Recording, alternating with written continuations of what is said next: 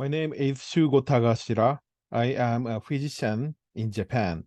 Today, I'd like to describe what I have learned and my thoughts about social constructivism from the perspective of a medical professional. Here is some more about myself. I am a 42-year-old Japanese physician licensed in 2005. My medical specialty is neurology. In 2013, I started a blog and started writing my thoughts about medicine on the internet. In 2019, I opened a clinic specializing in online medical care. And in 2021, I gained a strong interest in open dialogue, which originated in Finland. So I created an online community of people interested in learning through open dialogue. So far, the first few years, I was a doctor. I worked according to the rules of modern medicine. I was told that medical science was advancing day by day and that the number of diseases that could be cured was increasing. However, as time went by, I gradually began to question some phenomena observed in modern medicine. For example, why do patients continue to visit hospitals indefinitely? If hospitals were places to cure diseases, patients would be able to eventually leave them. However, instead of being discharged, patients are instead stuck in the hospital. Another question is, why do patients who stay in the hospital for a longer period of time take more and more medicine? Moreover, the more medicine a patient takes, the more unhealthy he or she looks. Furthermore, the number of patients with all kinds of diseases in all fields is gradually increasing. In particular, the number of cancer patients has increased dramatically over the past half-century, and most patients who receive standard treatment for cancer chemotherapy look visibly distressed.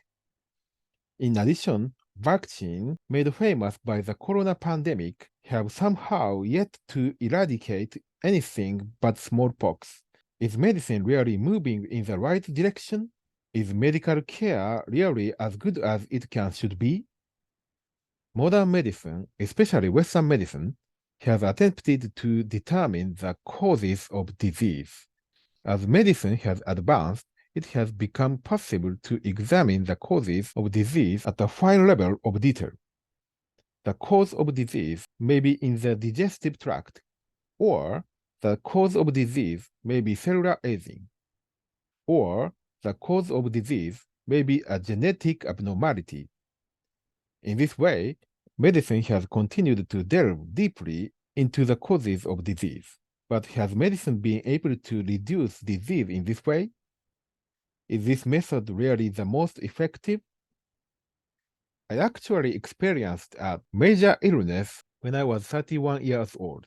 I had always been overweight, and I gradually gained weight since I was a child, and one day I became severely obese and developed a disease called sleep apnea. At the same time, I also suffered from depression and continued to work while taking antidepressants as recommended by modern medicine.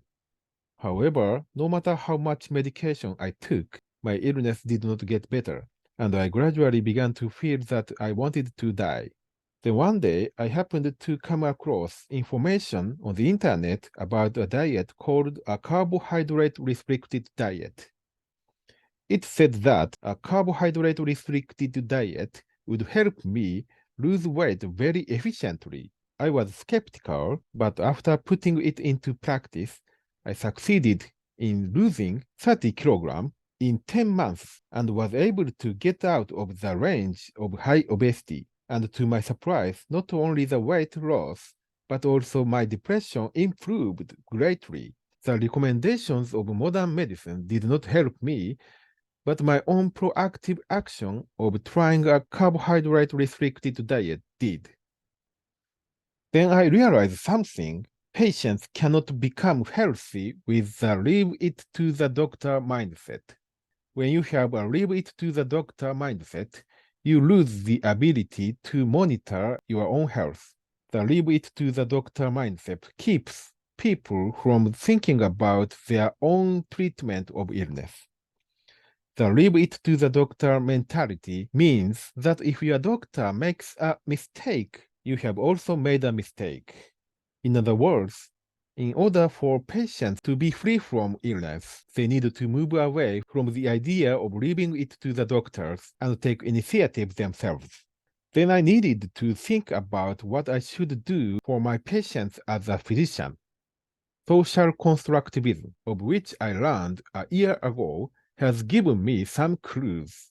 The first is that disease is a product created out of relationships. This is a different view from the Western medical view that every disease has a medical cause. People come into contact with society and, depending on their own experience, may react to the world differently. If we call that reaction disease, then we may be able to cure disease in ways other than looking for a medical cause.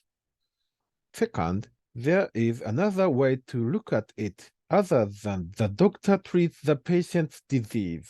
The view that the doctor treats and the patient is the treated itself weakens the malleability of the relationship. We have not yet fully explored other possible forms of doctor-patient relationships. And third, there is value in a relationship where the doctor and patient are equals. If we can engage in dialogue as equals, the imbalance of information will disappear and the possibility to change the world arises. In short, I see great hope for treating disease by changing the relationship between doctors and patients. People interact with many things in their lives. Many people think about dietary factors as a cause of disease.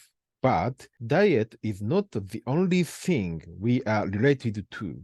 We interact with work, family, nationality, relationships, money, and many other things. And unfortunately, in many cases, we are tied up in only one relationship. Even though there are many ways to look at the world, people are fixed into what is known as common sense. Conversely, I would say there is an uncommonly large number of ways to change relationships. Finally, I would like to relay my ongoing efforts to change healthcare. The first is remote support through my current online practice. In my online practice, I support patients to take the initiative to treat their own illnesses without imposing standard medical procedure. Sometimes I may ship medications, but I ask patients to make changing their own behavior their top priority. Second, we offer the opportunity to conduct open dialogue online free of charge.